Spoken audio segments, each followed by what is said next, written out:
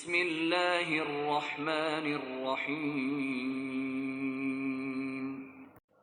تمام چیزیں جو آسمانوں اور زمین میں ہیں اللہ کی پاکی بیان کرتی ہیں۔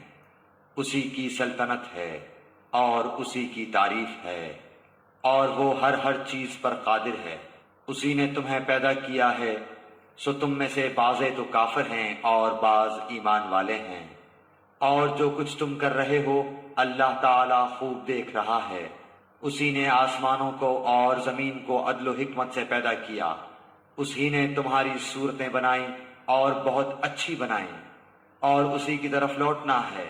وہ آسمان و زمین کی ہر چیز کا علم رکھتا ہے، اور جو کچھ تم چھپاؤ اور ظاہر کرو وہ سب کو جانتا ہے۔ اللہ تو سینوں کی باتوں تک کو جاننے والا ہے۔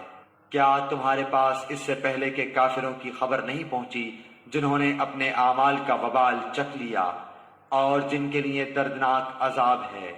یہ اس لیے کہ ان کے پاس ان کے رسول واضح دلائل لے کر آئے تو انہوں نے کہہ دیا کہ کیا انسان ہماری رہنمائی کرے گا؟ بس انکار کر دیا اور منہ پھیر لیا، اور اللہ نے بھی بے نیازی کی، اور اللہ تو ہے ہی بہت بے نیاز، سب خوبیوں والا۔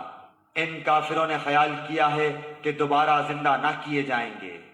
آپ کہہ دیجئے کہ کیوں نہیں، اللہ کی قسم تم ضرور دوبارہ اٹھائے جاؤ گے، پھر جو تم نے کیا ہے اس کی خبر دیے جاؤ گے، اور اللہ پر بالکل ہی آسان ہے۔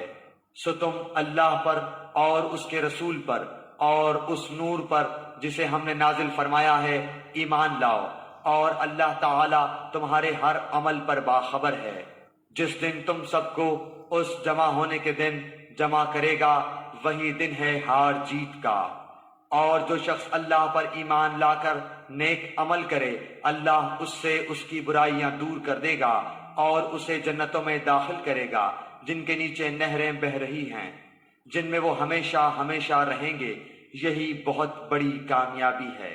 اور جن لوگوں نے کفر کیا اور ہماری آیتوں کو جھٹلایا وہی سب جہنمی ہیں جو جہنم میں ہمیشہ رہیں گے، وہ بہت برا ٹھکانہ ہے۔ کوئی مصیبت اللہ کی اجازت کے بغیر نہیں پہنچ سکتی۔ جو اللہ پر ایمان لائے اللہ اس کے دل کو ہدایت دیتا ہے، اور اللہ ہر چیز کو خوب جاننے والا ہے۔ لوگو اللہ کا کہنا مانو اور رسول کا کہنا مانو، پس اگر تم اعراض کرو تو ہمارے رسول کے ذمے صرف صاف صاف پہنچا دینا ہے۔ اللہ کے سوا کوئی معبود برحق نہیں، اور مومنوں کو اللہ ہی پر توکل رکھنا چاہیے۔ اے ایمان والو، تمہاری بعض بیویاں اور بعض بچے تمہارے دشمن ہیں، بس ان سے ہوشیار رہنا، اور اگر تم معاف کر دو اور درگزر کر جاؤ اور بخش دو تو اللہ تعالی بخشنے والا مہربان ہے۔ تمہارے مال اور اولاد تو سراسر تمہاری آزمائش ہیں، اور بہت بڑا اجر اللہ کے پاس ہے۔ بس جہاں تک تم سے ہو سکے اللہ سے ڈرتے رہو اور سنتے اور مانتے چلے جاؤ، اور اللہ کی راہ میں خیرات کرتے رہو جو تمہارے لیے بہتر ہے۔ اور جو شخص اپنے نفس کی حرص سے محفوظ رکھا جائے وہی کامیاب ہے۔ اگر تم اللہ کو اچھا قرض دو گے یعنی اس کی راہ میں خرچ کرو گے تو وہ اسے تمہارے لیے بڑھاتا جائے گا اور تمہارے گناہ بھی معاف کر دے گا۔ اللہ بڑا قدردان، بڑا بردبار ہے۔ وہ پوشیدہ اور ظاہر کا جاننے والا ہے، زبردست حکمت والا ہے۔